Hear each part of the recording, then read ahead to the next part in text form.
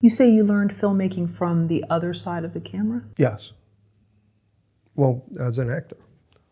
I said the first day on the set, I wanted to know what everybody did. Right. And so whenever I got the opportunity to act in films, it was almost like studying. And then when I got to make my first film, you know, I'll give you an example. The movie was called, Vegas Vice, but they changed the title, Hard Vice, I think it was. So now this was my first one on my own, producing and directing. And we had a really nice script. And we're in Vegas. We have a 12-day shoot, which is not a lot of days. And we are going like, oh my God, everything is perfect. You know, no problems. You know, we finished on time, on budget. We got an advance from a distributor. So we start editing. And I get the cut. And it was really, really good. But it was only 62 minutes. And I had to deliver 90 minutes. So now I got to come up with, you know, with another 30 minutes. You know, you can't run end credits for a half hour. If I could, I would have. No, but so now I had to come up with, you know, the money to do it. How are we going to do this? Where are we going to do it? And we literally, I took a weekend and shot at my house, at my brother-in-law's house, at the bar downtown. We had to get all those locations and everything for free, and we ended up, you know, finishing and delivering. And, you know, but that was the biggest education that I ever had, because it's usually a minute a page.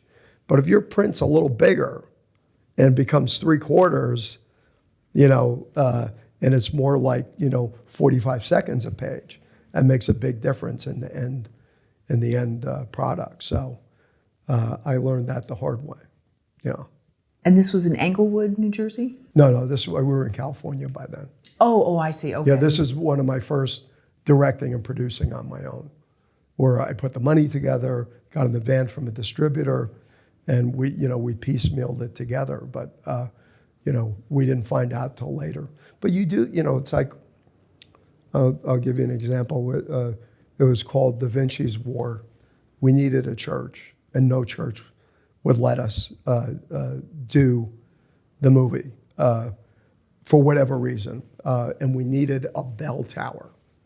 And I went to the church, and they wouldn't give us the church, and I couldn't find the church that had a bell. We built the bell tower. And basically what happens is my niece is abducted by a priest that's a part of the CIA, whatever, and they're in the bell tower, and I have to go up. We built the bell tower that the scene was taking place in, but I needed to come up to the church, and then I needed to hear her scream and go around. So I said, you know what? We're going to steal this. 3 o'clock in the morning, and it was Easter Saturday, okay?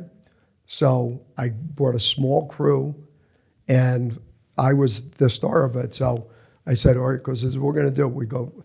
I run up, I'll go to grab the handles, and blood will be on it. So one shot running up, the insert of the blood on the hand, my reaction to the scream, me coming out and running. 5 shots, and we got it, right?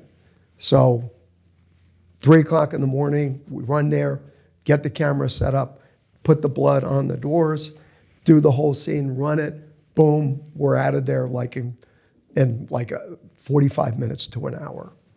So I get back that night, and I'm laying in bed, and I'm thinking, oh my God, I'm going to be punished. I'm going to go to hell for this. And then all of a sudden I remembered we didn't wipe the blood. We didn't wipe the blood off the handles. So now everybody's coming on Easter Sunday thinking it's some kind of stigmata. So I said, oh, God's going to get me on that one. But sometimes you got to do what you got to do.